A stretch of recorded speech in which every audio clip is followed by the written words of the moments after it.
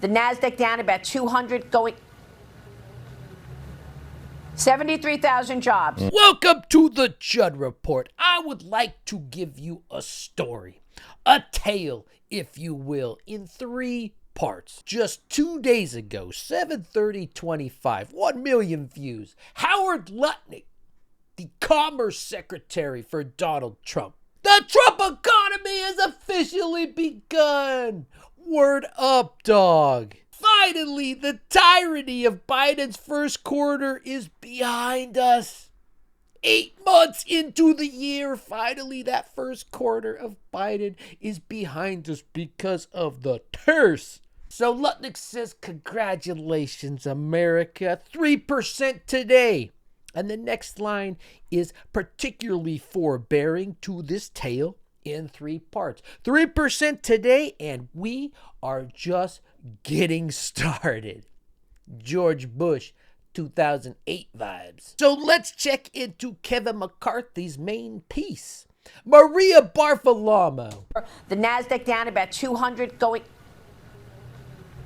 What's that? 73,000 jobs. 73,000 jobs created in the month of July. Number just coming out. And that's total. 4.2% is the unemployment rate, right in line with expectations. Here are the numbers. For the month of July, jobs came in at 73,000. That was lower than the expectation, which called for 110,000 jobs. The unemployment rate right Sounds in a step lot with lower. expectations at Barfalamo? 4.2%. Steve Moore, your reaction.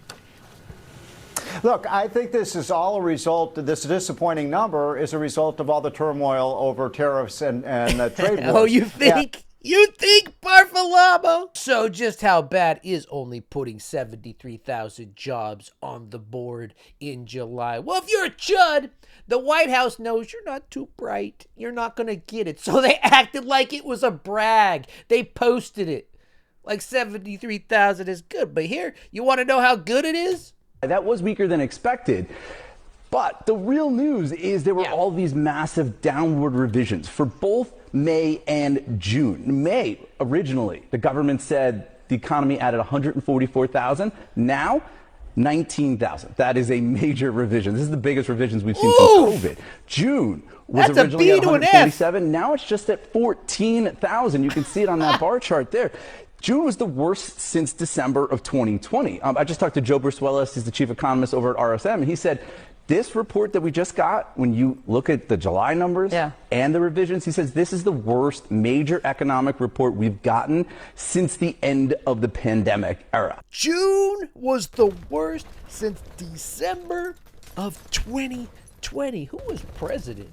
Does anyone out there know? Go ahead and raise your head, Chud, especially if you like this tweet. I bet you're the head of the class. Do you know who was president the last time it was this bad in 2020? 3 months of this? Every time these Republicans wreck the car into the ditch and they expect Democrats to pull it out. But spoiler, nobody's pulling this out. All right, so Barfalamo's had a second. She knows how to spin. Just ask Kevin McCarthy. She's a spinning machine. Maybe they got their talking points down. Let's see.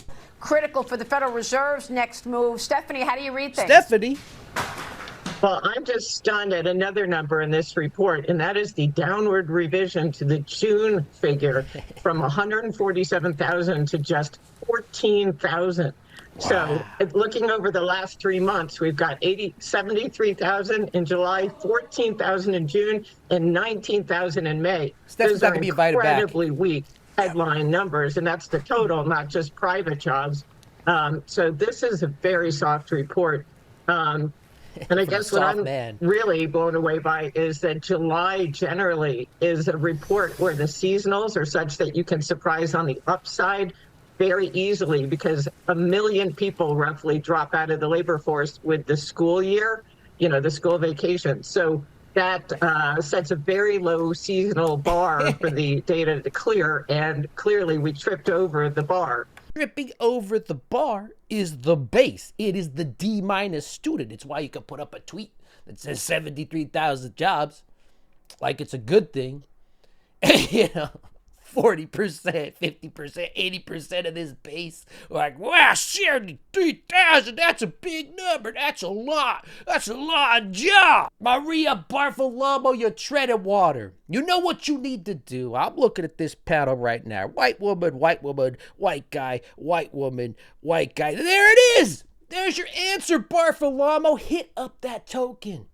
Because what are tokens if you're not going to spend them? Have him say everything's okay. Is that you? Go ahead. 83,000 private sector. Yeah. I want to push back on that. Yeah. I think this is more about the Federal Reserve. Again, we've got a bifurcated economy. The Fed they have a regressive approach here, right? They're trying to still clamp down on this economy, but it's not working. It's hurting 70% of the folks out there. Look at delinquencies. Look at all of the things that are hurting the average household, I think, and also small businesses.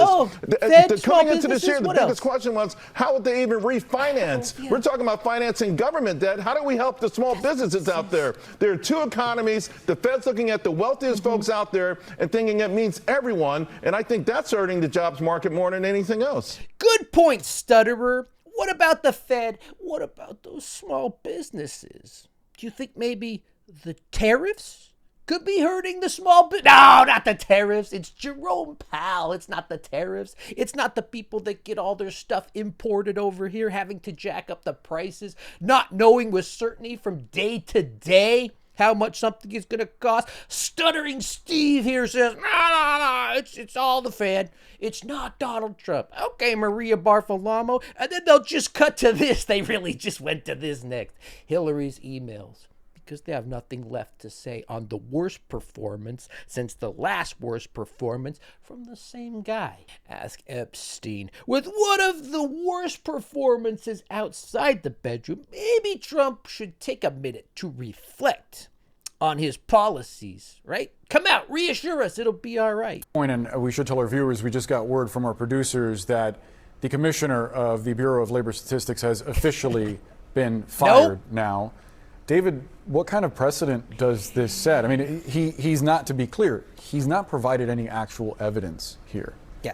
Well, and that is nothing new for Donald Trump, right? I mean, so this is behavior we've seen before, and it feeds into this whole notion, you know, of the deep state and the concern that government officials are working against him. He accused this woman and this agency of cooking the books last year in the campaign to benefit Kamala Harris. Again, without evidence, totally without evidence.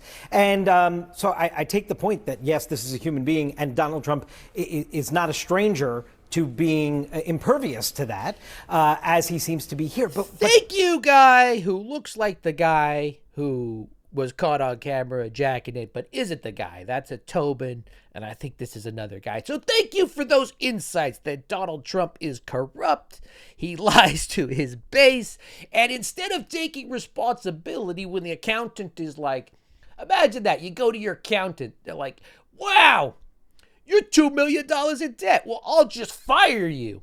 And that will solve the problem. That's the thinking here. So we get a wall of text because, as we know, alpha male leaders run to their little phones with their fat little sausage fingers and they type out texts when stuff like this happens. I was just informed that our country's job numbers are being produced by a Biden appointee. Oh my God. That means someone that can count. Erica McAntifer, the Commissioner of Labor Statistics, who faked the job numbers. Everything was fake going into this. You know, I know why people believe this, 76,000, why they said it was good. Because, this is the maybe 800th time, 900th time he's used the same format, the same template. He probably just types this in. Everybody's against me. I'm such a victim. The numbers have all been fake up to this very point in the history of this country. Fire the accountants. Blah, blah, blah. More crying. And then he just fires the person who points it out.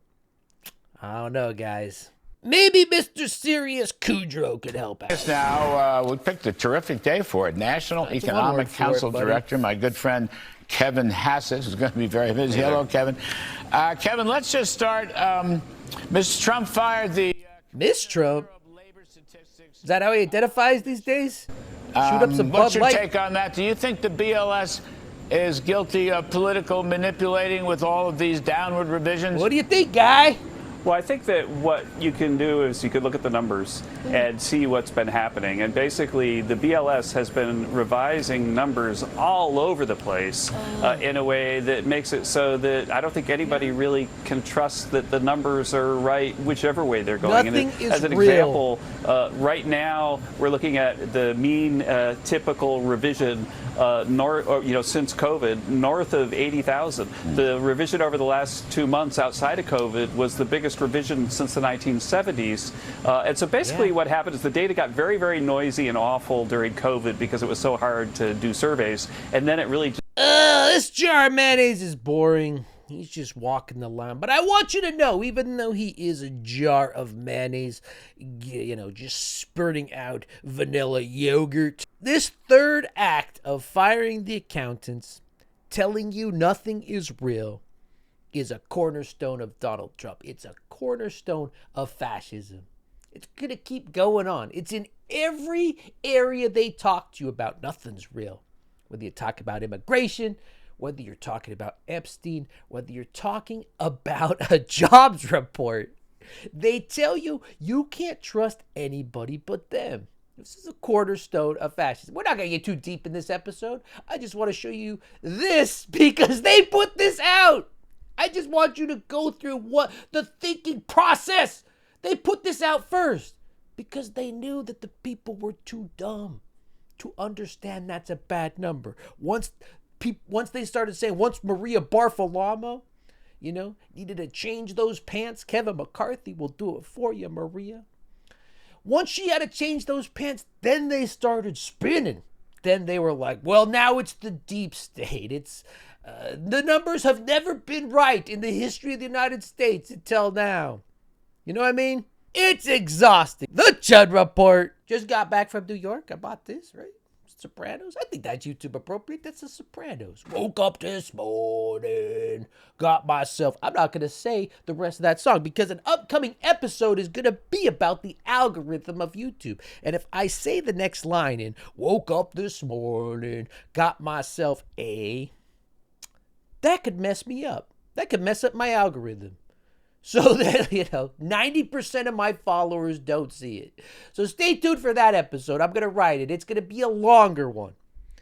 But, that's all I got for you today. Numbers reports. Deep state. Good to be back. MJ's back, baby. The Chud Report. The NASDAQ down about 200 going... 73,000 jobs.